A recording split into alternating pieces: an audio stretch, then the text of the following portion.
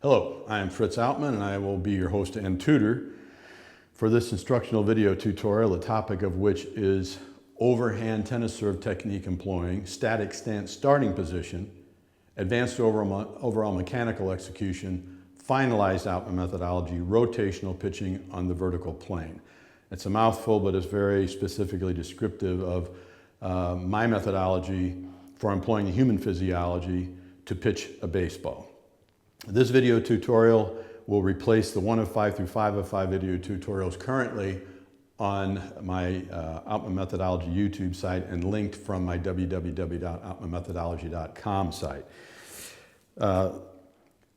It's going to be much more concise, not quite as detailed in many ways. I'm not going to spend time explaining in specifics about terminology. I will get into some detail, but not as much as I have in the past. At the end of this video tutorial, I'm going to add some excerpted clips from previous instructional video tutorials that cover a couple of deep core muscle strengthening exercises that I was taught by a physical therapist, a demonstration of how and why you employ the glove side latissimus dorsi muscle, some black and white still photos of early on and much younger, both my boys, Josh and Zach, showing the vertical positioning of the ground of the pitching arm, and a video tutorial on the baseball grips and releases that I use and that I teach. And there might be something else I would add, but the main thing that I intend to do, if I do this correctly, is to make this video into chapters. So however long it is, you'll be able to view it if you want to view it straight through, or pick segments that you want to view a second time or third time, whatever is your choice. Now, to gain full understanding of my methodology, you can visit my site at www.outmanmethodology.com. There are compositions on there. They're copyrighted. Everything on that site and everything presented on Outman Methodology YouTube channel is original to me, with me, by me. If you happen to see or hear something similar anywhere else, it derived from me, from my site, from my video tutorials. Even if individuals have no idea from where they got it, that's where they got it ultimately, because everything to do with my methodology is original thinking, with second base rule, crossing your belt line, the now moment in the past.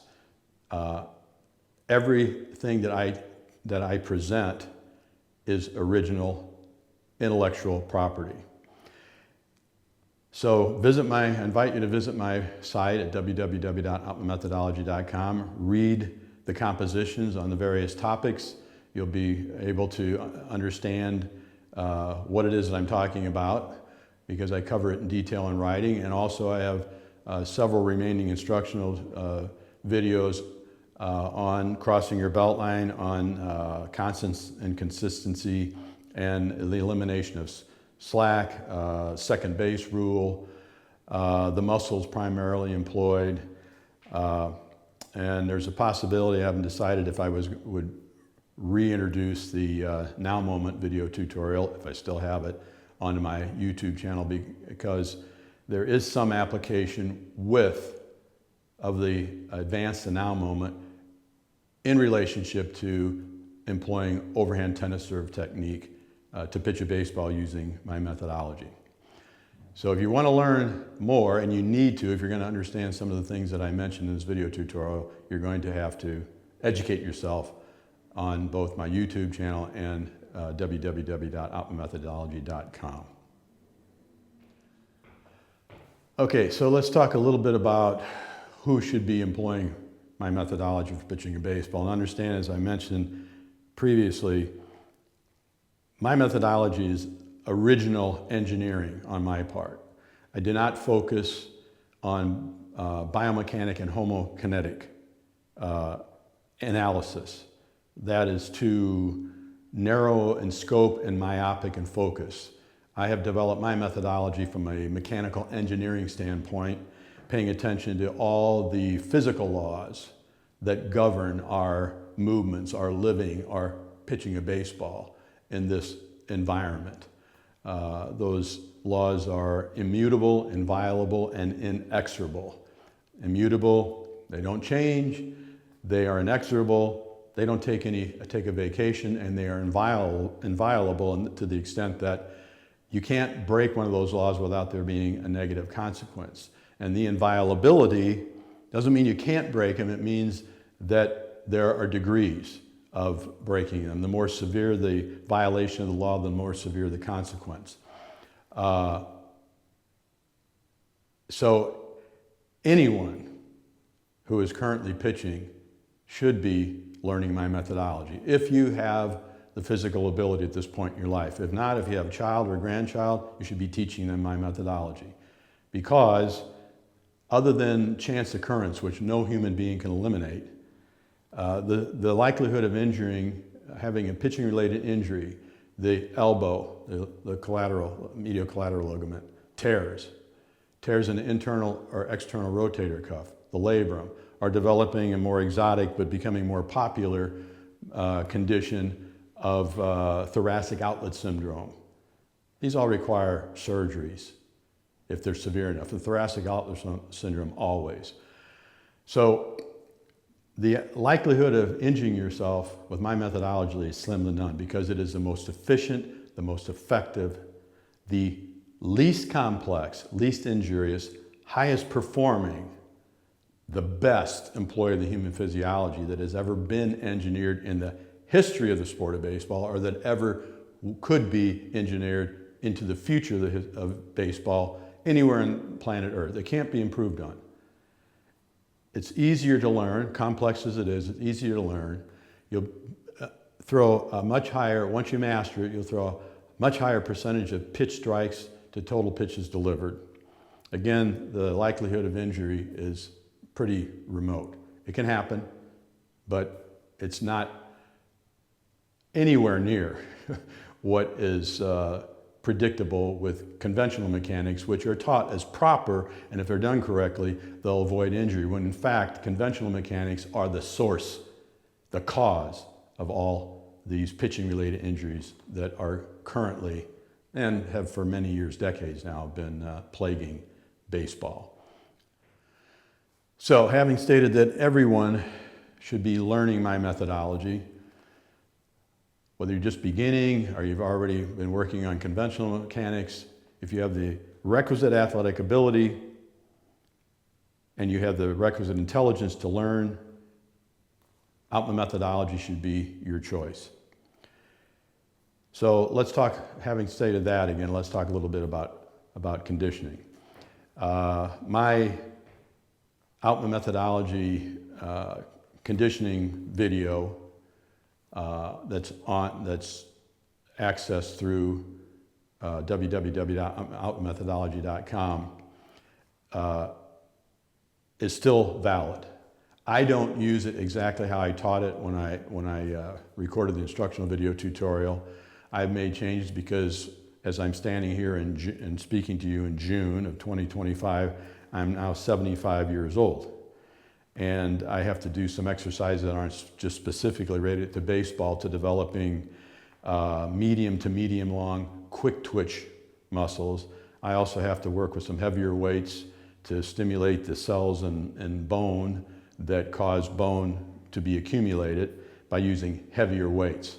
So when I work out of the fitness center, I also do some heavier lifting, not strictly baseball oriented, but that's because of my age. I don't do near the running either anymore that I have on the instructional video tutorial and instructions about it because I just don't have the spring left on my steps and it's too burdensome. I do run on a treadmill. Occasionally I run outside. I do enough running to stimulate mitochondrial production in the cells, especially the muscle cells of my body, but I don't do a lot of aerobic anymore. The pitching itself is actually quite aerobic.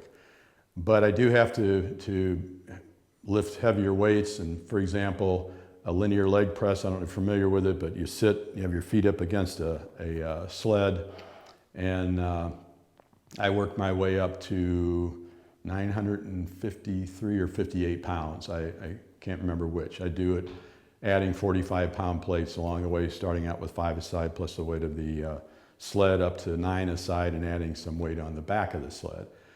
It adds up to over 50,000 pounds cumulative that I move with the reps going up and down with the plate addition and subtraction. That's just an example of something I do for my pelvis and my femur, glutes, and the sort at my age, so that I can continue to compete and play in baseball, which at this date I still do, regular season and some tournaments at the end of the season. So the conditioning part can evolve, but you still want to do basically, fundamentally, what I teach in that video. Okay, before I get into instruction on the overhand tennis serve technique employ, etc., let's talk about some of the differences between how you're going to employ that to pitch a baseball as opposed to serving a tennis ball. There are obvious differences. You don't have a tennis ball that you're bouncing. You don't have a racket, tennis racket in your racket hand.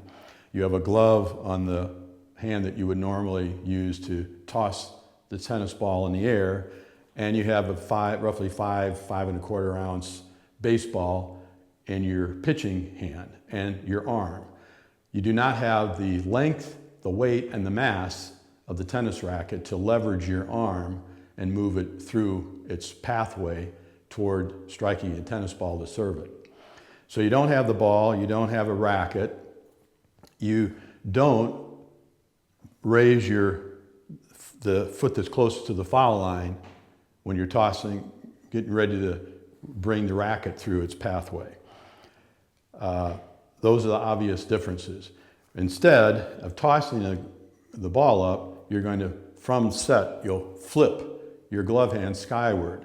And you'll do that with the triceps muscles on the back of your glove arm. And just as a note that I try to always make, I'm right-handed, obviously. I'll be teaching from the right-handed and demonstrating from the right-handed side, but it's a mirror image for a left-hander. Just turn everything to the other side, and it's identical. So you'll be flipping your glove arm skyward. You keep a bit of a fist in the palm so that you don't let your glove rotate, and you go to the full extension of your arm, like hyperextend. So you flip it up and then you let it come down. So there's no tossing of a ball as you're parting your hands or tossing the ball while you're swinging the racket up. And then you don't have the racket, but and to learn this, if you're already a tennis player, you know how to do this. If you're not, you can find videos on YouTube. There's plenty of them.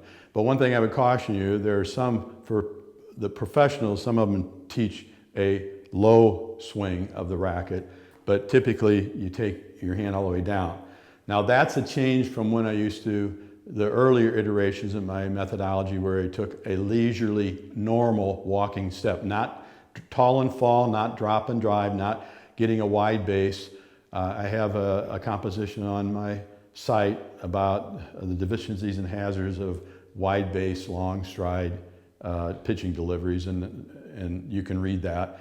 But I did teach from set, bring the pitching arm up in this fashion, short, because you then get to final ready position and take your step.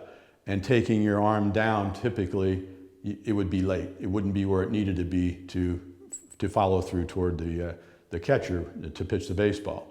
So if you see a video and you're learning how to serve a tennis ball, skip the ones that have a shallow backstroke, bringing the racket up, and follow the ones that take your hand all the way down, because that's how it has to be done with my methodology.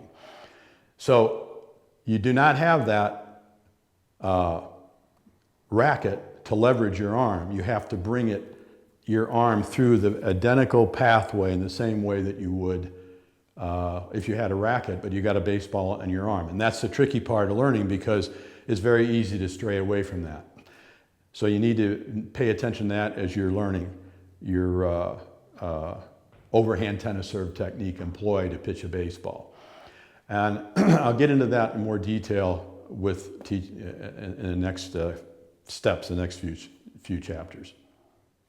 Okay, let's get into establishing your static stance. Static stance, imagine there's a pitcher's plate back here behind my rear pivot foot. You set it against flush, and you're going to keep the weight of your body essentially focused on the inner edge of the heel of the rear pivot foot.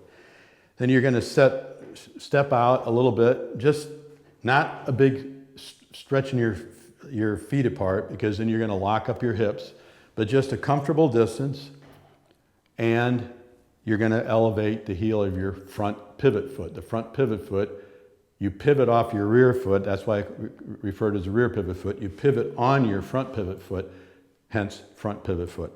Your heel is up. So this is your stance. You're comfortable. Not too wide and not too close. If your feet are too close, you're not going to have any leverage to rotate. If they're too far apart, you're going to get locked up and not be able to rotate and get the leverage from the rotation. So get a comfortable distance. Inner edge of the heel is where you're going to have most of the weight on your rear pivot leg, and on your front pivot foot and leg, you're going to have your heel elevated. That's your stance. So let's go to taking signs. So in taking signs, you just got your stance. This is the way I do it. I just kind of rest my glove and I look in and get my signs. If you want to stand up straight, whatever's comfortable for you. Get your signs, and then you're going to go to set. Now, let's talk about set. When you go to set, from having your stance, you're going to bring your hands together, ball in the ball hand, and position your glove back for the pitching shoulder and high, because this is going to give you the most direct route to flipping your glove arm skyward and taking your pitching hand, your serving hand, in a manner of speaking, to the final ready position. So you go to set, you're taking signs, set. Still have the weight of your body on the inner edge of your rear pivot heel up on your front pivot foot, and you're going to shrug. That means you're going to use the upper aspect of your trapezius muscles and shrug. You're going to pull your shoulders up. That takes the slack out of those muscles. And to understand the importance of that as a constant, check out constants and consistency, the video and the composition. The video on my Outman Methodology YouTube channel, and the composition at www.outmanmethodology.com. So it's set, your hands are high, they're back, and you're shrugging. And you're going to hold that shrug until you can't shrug anymore, and that's going to happen when you're taking your arm up. You'll be able to shrug in your glove arm, but your pitching arm, you're going to lose a shrug dropping your arm down. But at least you're starting, because all of this difference by degrees is variability, and variables produce inconsistency or variable of outcome. I teach constants because constants produce consistency. So there's your set. So let's move on to getting your arms, glove arm and pitching arm to the final ready position.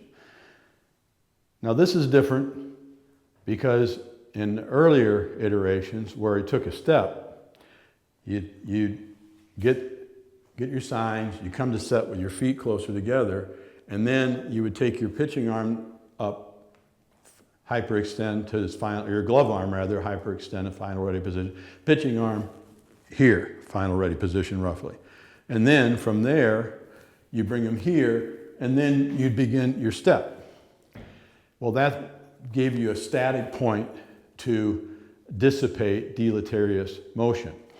But with the static stance starting position, from set, you're going to keep things moving. You're going to keep things moving. And so you're still going to arrive at a point where this is your final ready position, but you're going to move through it. And because of the static stance, that helps dissipate the deleterious force that is developed by throwing your glove arm up and basically flinging or whipping your pitching arm around in a manner of having a tennis racket to serve a tennis ball. I'm going to take just a moment here to touch on something I didn't earlier And with my methodology, I borrow an acronym from a gentleman who kind of really introduced me to mechanical analysis. He did the biomechanic and homokinetic analysis, but I chose the mechanical engineering approach, broader spectrum, more thorough. He's deceased, has been gone for 40 years now, but he used the B.R.A.S.S, B.R.A.S.S, balance, rhythm, angles, sequence, space. So you're going to execute your delivery with balance, establish a rhythm, you achieve the angles necessary, you follow the sequence, and you create space for your pitching arm in particular, because the space allows you more space through which to apply accelerating force, which allows you to achieve a higher velocity, because that's one of the physical laws. The longer accelerating force is applied to an object, the higher the velocity of that force when the velocity of that object when the force ceases to be applied.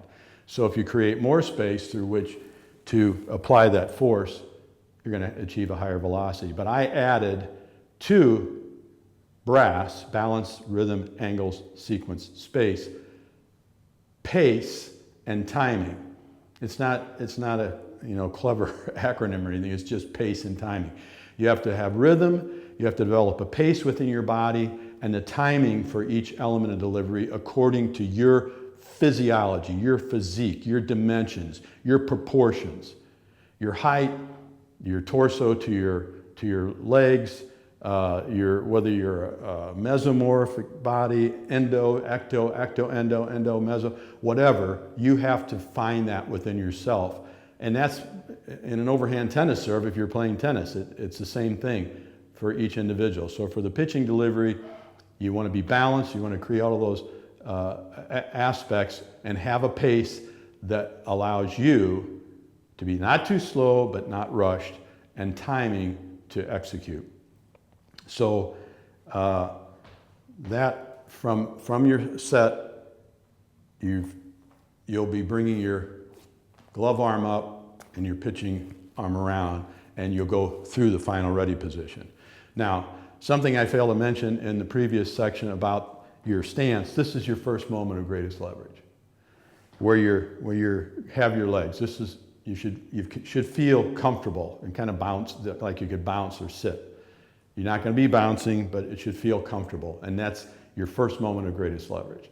The second moment of greatest leverage is when you're in the final ready position, and it's a point where your scapula are moving together, you're beginning to have some loading in that respect, and it used to be where it was static and you started to walk, but now it's dynamic. It's your second moment of greatest leverage, or your final ready position that you reach moving. Okay, so let's move on to the next element. So I've talked about getting to the final ready position, but I'm doing it with both arms. I want to speak to each arm individually with you. So all the way through.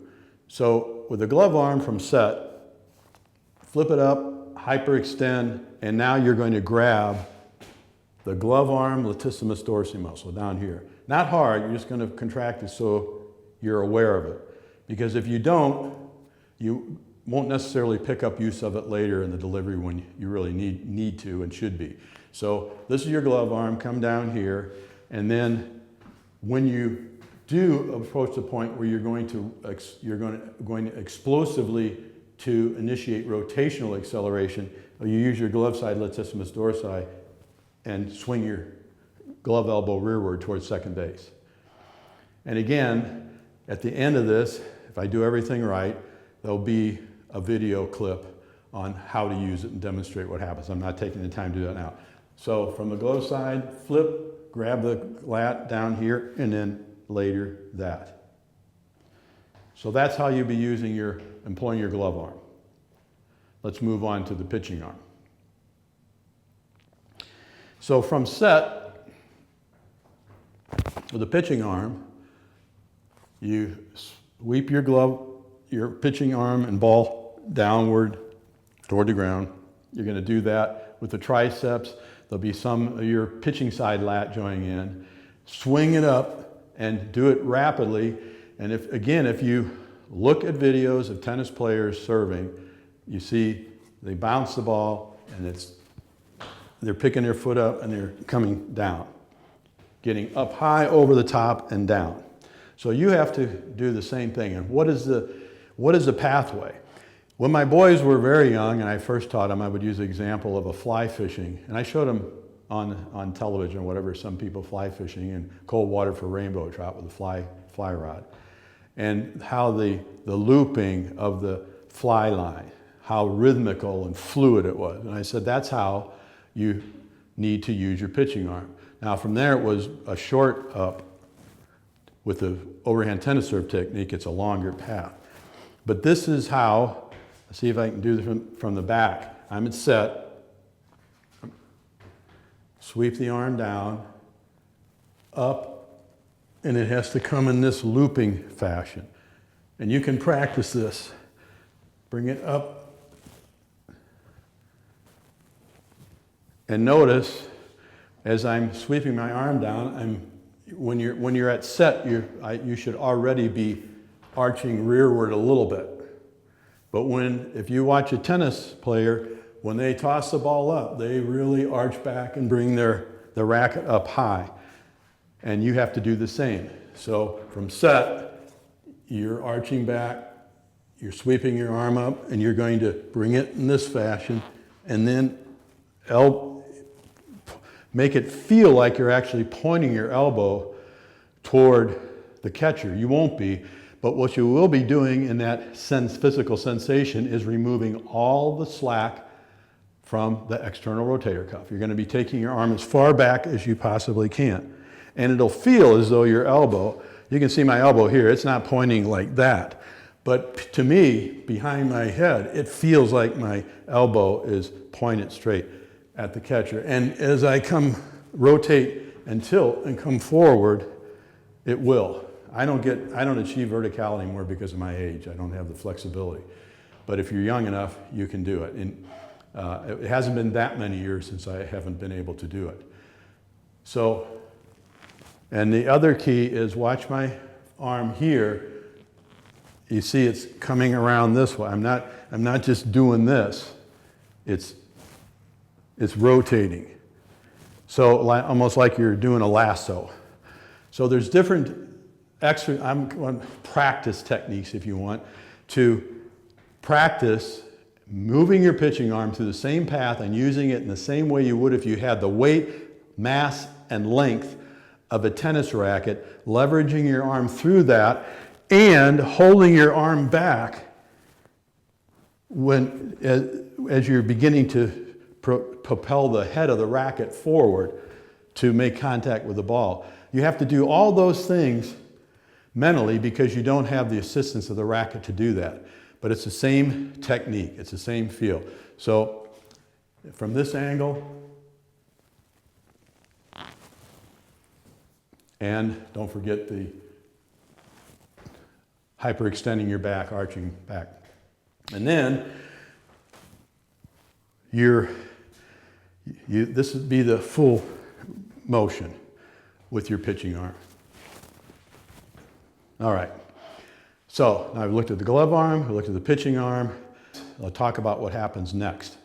And that's going to be delivering your pitching shoulder out, figuratively speaking, into the catcher's mitt. That's your third and final moment of greatest leverage, where you're going to be initiating rotational acceleration. So let's talk about that, and I'll show you how that works. Okay, getting your pitching shoulder out. Set. I'm just going to go through this slowly. What you have to understand is that, and I want to insert this right here so I don't forget it, it's extremely important. With a tennis serve, as I mentioned in some of the differences, the tennis player picks up that front foot. You do not consciously pick up your front foot with my overhand tennis serve technique employing Outman methodology pitching delivery. your foot will come up involuntarily, maybe every time, depending upon how much torque you produce, throwing your glove arm up, sweeping and whipping your pitching arm up through its pathway. It happens because you're taking your body up and the weight of your body might not be sufficient to keep your front pivot foot on the ground, on the bottom of the ball, bottom of your great toe and across the ball of your front half of your front pivot foot, heel up. So if that does happen, do not do this and pick it up as though you're a tennis player. Just let it come up and come back down. But on the front half of your foot, use your calf muscles, your quads to prevent the heel from dropping. The heel should not be on the ground until after you've made your pivot, after the ball is released from your pitching hand. So the important part about this is you must allow the weight of your body to settle onto the bottom of the front half of your pivot foot heavily, significantly, before you initiate rotational acceleration. It's not touch and go. And I'm going to try to show you here. Watch my pitching shoulder. I don't know if you'll have enough contrast with what's behind me, but from my foot touching to weight on my front foot, significant weight on the bottom. See the movement of my body? It brings my pitching shoulder out to a point where I can now be pitching downhill. Remember, the tennis racket for the tennis player, they stay high, keep your elbow high, because they want to whack down on that ball. And that's the same thing you want to do. You want to be downhill. But if you touch and go or don't put significant weight, settle heavily on the bottom half of the front pivot foot, your pitching shoulder will stay back and you won't reach the third moment of greatest leverage. You'll be up in the zone. And what happens and this happens with people who use conventional mechanics, they're tapping their foot on the ground and going, they don't let enough weight settle. Your brain tries to compensate by bringing your pitching arm to the release point, and it's variable. This space between settling significantly heavily on your front foot, all those degrees are degrees of variability. They produce inconsistency. Now, how it feels is going to be a sensation you have to determine, and even that's going to vary from delivery to delivery because we don't have nuts and bolts and welds holding our body together. We have muscles. Muscles move bones, muscles control, we contract, we relax to conform our body to this particular activity. And every pitching delivery is a science experiment because it's an independent event. And it's going to be a little different from one to the next, the snowflake effect. But you can get a solid enough feel that you can be right in the range. And sometimes you just hit it perfectly, and that'll be your best pitches, and everything else will be really good. That's close.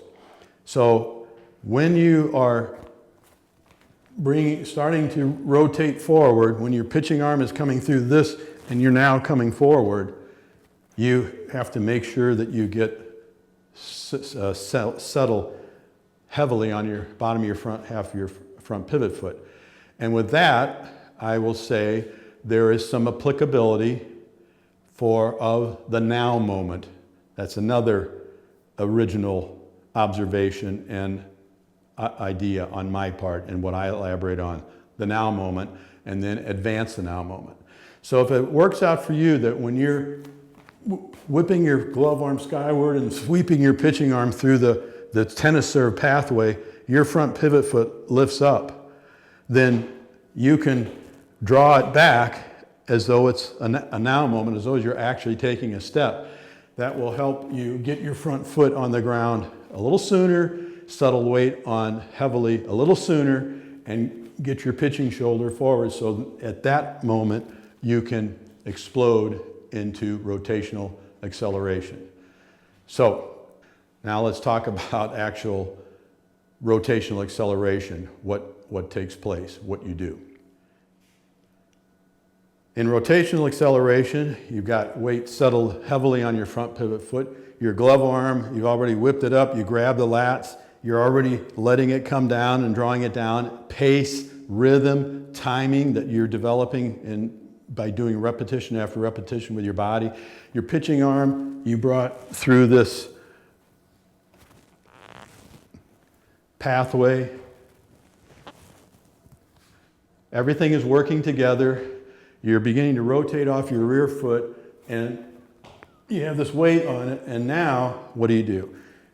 You're bringing your pitching elbow as far forward as you can, as far as rotating toward your head, taking the slack out of your external rotator cuff, and you're going to simultaneously explosively contract the glove side latissimus dorsi muscle, cross the belt line, and then it will cross back later. Cross the belt line from your glove side oblique, front abs, pitching side oblique.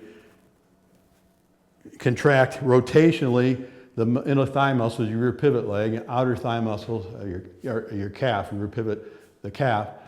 And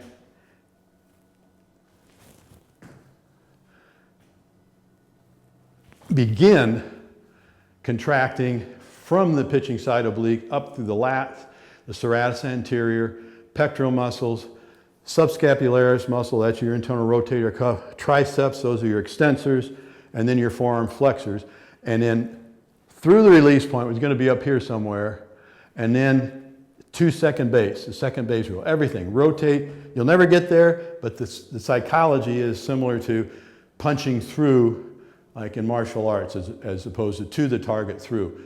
It will cause your brain to think in terms of holding onto the ball and rotating through to second base. Shoulder into the glove of the catcher, elbow high into the glove of the catcher, hand. And if you find yourself clipping your knee with the thumb, or sometimes even hitting the fingertips of your middle finger, index finger off your shin, you pretty well know that you made it to the vertical plane through your delivery. So that is how you execute rotational acceleration. And you can just look at the videos that I have, a side view, normal speed, slow-mo, and rear view and catcher view. I might yet, because I'm a little bit better at doing this than a year ago when I recorded the videos that are currently at Outman Methodology YouTube channel, and they're linked from www.outmanmethodology.com. Those, I might yet take the time and effort, if I get the opportunity, to do those again and hopefully be a little bit even more accurate. But you can get the basic idea looking at those videos from what I'm telling you here. Now let's go lastly to talk about the sideways crab walk follow-through steps. All right, the sideways crab walk follow-through steps, as I call them, are involuntary. And they're going to vary depending on just how much torque and torsion you develop in a given delivery. But you can have 5, 6, 7 steps. And it's a function of all the muscle contraction. If you don't skip the rotation, the crossing the belt line, or the inner thigh muscles, the glove, the side lat, all these things. And then if you really get your pitching shoulder out into the glove and your elbow out high, it just pulls you off of the mound. And so you will rotate, pivot, you'll pivot on this front pivot foot in this manner, and then you'll skip off in the direction of the catcher and the batter, the home plate. They're involuntary, they're not something you try to do. You'll do more or fewer or more of them depending upon how much torsion and torque you generate in the process of executing your pitching delivery. Okay, so I would say in closing on this, because I think I've covered everything pretty thoroughly, and then you do have the resource of my site and the YouTube site and the blog site to reference. everyone who wants to pitch a baseball and be able to achieve 90% plus pitch strikes to pitches delivered, depending upon the competency of the umpire you have behind the plate. So I have more often than not pitches that are strikes not called. And this is one thing, my gripe about baseball. From a kid, 9 years old, I recognized when I first started pitching, I recognized it wasn't fair.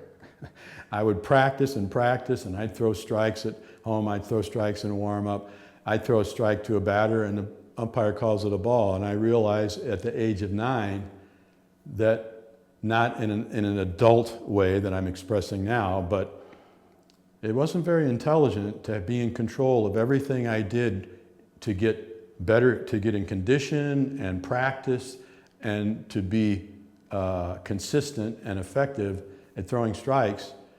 And then I walk out onto a baseball field, I toe the rubber, and I place whether I'm going to be a success or failure in the hands of typically a complete stranger. In my mind, most times overpaid and incompetent on calling strikes. I've had countless times, literally, I've thrown strikes and they're called balls. I've walked people that I actually struck out looking. I have half or fewer than half of the walks I've ever recorded, or actual walks, double the strikeouts. But somebody else says, oh no, that wasn't a strike. Too low, too high, a little out, and they weren't. And not just my opinion, but the catcher will say later, man, that was right where it should be, whatever. So that's one thing about baseball that is a pet peeve of mine. And it makes me think, boy, pitchers aren't all that intelligent when you consider that the hard work we put in, exercising at fitness centers, like I do 5 days now, down from 6 days a week, do 3, 4, or 5 bullpens at home a week, and then and my diet, supplements, game planning in my mind, how I'm going to pitch to certain people I know and have competed against for years. And I get out on the mound and I execute, and the umpire doesn't call strikes. So that's one part of pitching more strikes in terms of a percent of total pitches you're delivering. If the batters aren't swinging, you may not get a called strike, and it can be frustrating. But that notwithstanding, whatever comes after this in terms of what I mentioned, additional clips that I hope that I get this right to have it chaptered, I'll say you, your children, your grandchildren should be employing, learning, mastering. If you really aspire to be the best you can be and be the least likely to be injured in the process as a baseball pitcher, you should be employing overhand, tennis serve technique employing, static stance starting position, advanced overall mechanical execution, finalized Outman methodology, rotational pitching on the vertical plane. And with that, I wish you the very best in all of your baseball pitching endeavors. I am Fritz Outman, and good luck to you. You're going to explosively contract that glove side latissimus dorsi muscle to drive your glove elbow down toward the ground and rearward of the glove side of your body, and then it's going to, the momentum and torque and torsion you produce is going to whip your glove arm out like that toward achieving scapular loading. You do that with the glove side latissimus dorsi muscle. You don't initiate that with the triceps muscle on the back of your glove arm, because you can contract your triceps muscles and your latissimus dorsi muscle will not activate. But if you activate your glove side latissimus dorsi muscle, your triceps will be recruited and join in. So you can do this experiment on your own. I'm going to show you the difference between driving, sweeping your glove elbow rearward towards second base, all the way to second base. That's the mindset you have. It's sort of like in martial arts where you are told to drive through, punch through the target. not to it. Well, this is the same concept with my pitching methodology. Everything is second base rule, rotating your pitching side of your pelvis. You imagine you're rotating all the way around to second base. You'll never get there, but that's your objective, the second base rule. So activating the triceps, this is what kind of accelerating force producing acceleration or muscle contraction you get with the triceps on the back of the upper arm of your glove arm. Now watch what happens when I start with the latissimus dorsi muscle, big muscle, and the triceps join in. Now that's not feigned movement on my part. That's what happens. That's the amount of torque you generate with this big muscle and the smaller ones joining in. Now I'll translate that into velocity as it relates to scapular loading, so-called scapular loading. Okay, you saw the transition coming, the bird dog. This particular exercise has a name. The other one doesn't, but it's called the bird dog. And the way you execute it is you get on your hands and knees, put your hands down about shoulder width, comfortable distance, under your chin, and you do one side and then the other. And the way you do it is you extend one arm out, and on the opposite side you extend your leg out. Now, I worked up to doing this for a minute, and now I just do it 30 seconds each side 5-6 times a week. Now, there are a couple of points with this. You don't allow your pelvis to raise up. You get your pelvis parallel to the ground. You use your glutes to try to extend your leg as far as you can, and then you use your shoulder deltoid muscles to extend your arm. Now, you can put your head down or put your head up. For me, it's more comfortable kind of halfway in between. But you hold this. Now, when you've worked up to a minute, you're going to be pretty strong, because it's not easy to do, especially when you got a shoe on. I do it oftentimes just barefoot. When you've made your time, you bring your knee down and your hand down, and you switch, and you do the other side. You get your pelvis parallel to the ground, you extend your leg, extend your arm, and you hold that. So that is going to work a deeper layer of oblique muscles than what you can get when you do these exercises on a machine. Bird dog, do that. Next is one that's even more difficult. I like it. It was extremely hard for me to be able to master, so to speak, but that one's coming up next. Okay, you see I have a chair. You can use, I was told by the physical therapist, you can use a table but a chair is best for me. I think it's probably best for anybody. And it should have, either be padded like this is, or put a pillow or something on, not too thick, but just something, because it gets uncomfortable, especially when you're an old guy like me. I'm 70 at this point. It's hard on the knees otherwise. Okay, so this has no name, at least I wasn't given a name, but you balance, I don't know which is the best way to do it. I'll do it this way. When I first started out, I couldn't hold a position for 5 seconds.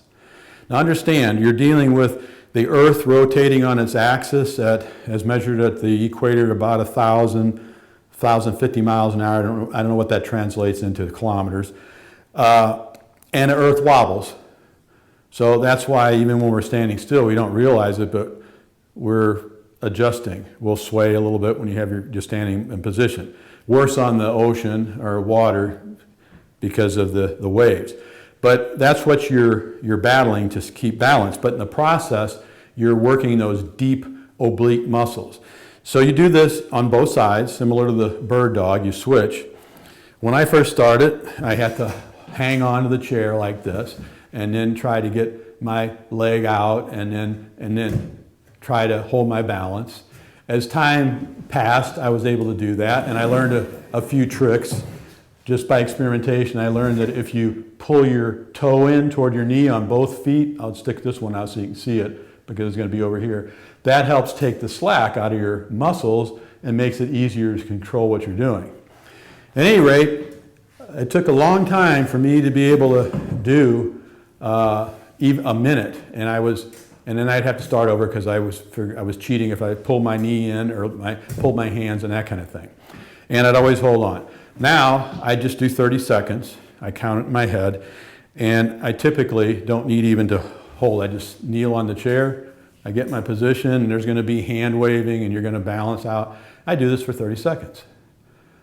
And then when I'm done on that side, I just switch knees, and I come out for another 30 seconds. Toes up to the knees on both feet. I've experimented with hands out here, and I just find that if you have your palms down, or for me, and I just wave them back and forth, and I'm wobbling because the earth is wobbling, and my body is reacting to it, and I'm called on to react to that and stabilize. And my obliques are very, very strong, where even if I get out that far off balance, I'm most times able to recover.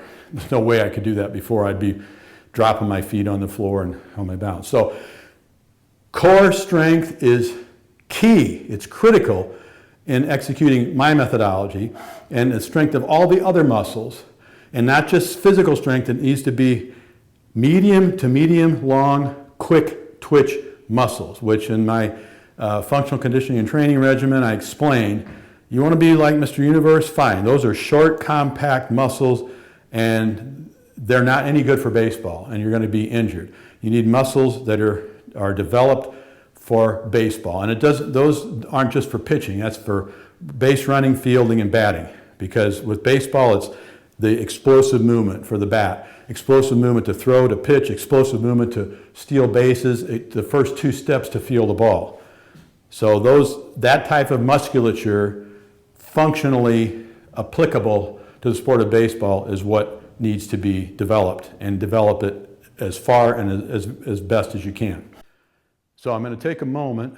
I hope I haven't forgotten anything, but I do want to take a moment to show you the grips and releases that I use. So I'll be back, and you'll get a close-up of that from the camera. Okay. I throw a lot of different fastball grips. No seam, that's this way. And left-handers, you just change this to the opposite hand. Two seam width. 4 seams across. Got all 4 seams. 2 seams across. These balls sink, they tail. 1 seam across.